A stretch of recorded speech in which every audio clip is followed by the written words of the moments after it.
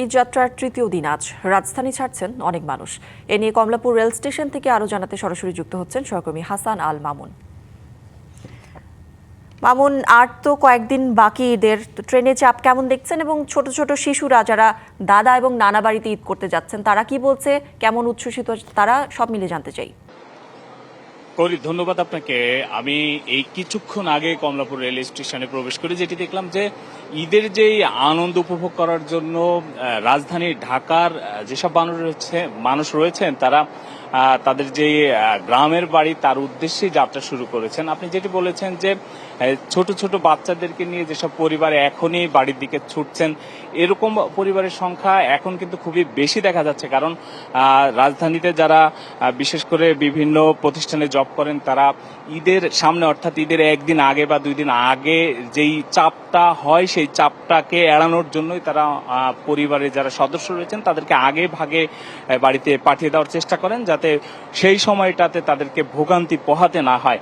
আমরা দেখেছি যে এখানে যারা পরিবার পরিজন নিয়ে এসেছেন তারা আগে ভাগেই চলে যাচ্ছেন এবং মূলত ঈদকে সামনে করে যেই সমস্যাগুলো দেখা যায় বাস স্টেশন, বাস টার্মিনাল এবং ট্রেন স্টেশনে, সেই ক্ষেত্রে ট্রেন স্টেশনে অভিযোগের ক্ষেত্রে অনেকটা টিকিট কালোবাজারি বা টিকিটের ক্ষেত্রে অনেকটা ভোগান্তি পোহাতে হয়, সেটি কিন্তু এবার একেবারেই এখন পর্যন্ত চোখে পড়েনি। তবে যদি কমলাপুর রেলওয়ে স্টেশনের কথা বলি, যে এখানে 3 স্তরের নিরাপত্তার ব্যবস্থা করা হয়েছে।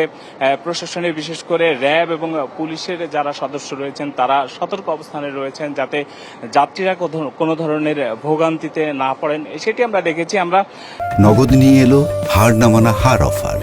সর্বনিম্ন 10,000 টাকা রেমিটেন্স নগদে পাঠালে থাকছে স্বর্ণের হার জেতার সুযোগ।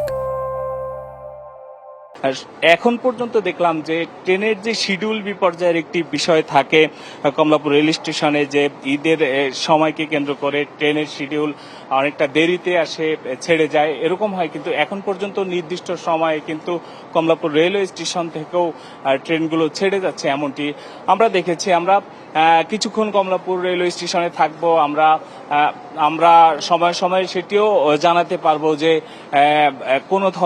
কোনো ট্রেনের শিডিউল বিপর্যয় আছে কিনা। আমরা ট্রেনের যিনি স্টেশন ম্যানেজার রয়েছেন তার রুমে গিয়েছিলাম, তাকে আমরা পাইনি, হয়তো কিছুক্ষণের মধ্যে পাবো। এবং এখানে যেই টিকিটের যে বিষয়গুলো থাকে সেটির ক্ষেত্রেও কোনো ধরনের বিপর্যয় হচ্ছে কিনা বা যাত্রীদের কোনো অভিযোগ আছে কিনা তার থেকে আমরা সেটিও জানতে পারবো। তো কমলাপুর রেলওয়ে স্টেশন থেকে ঈদযাত্রার এই ছিল আমার কাছে এখন পর্যন্ত সর্বশেষ করি।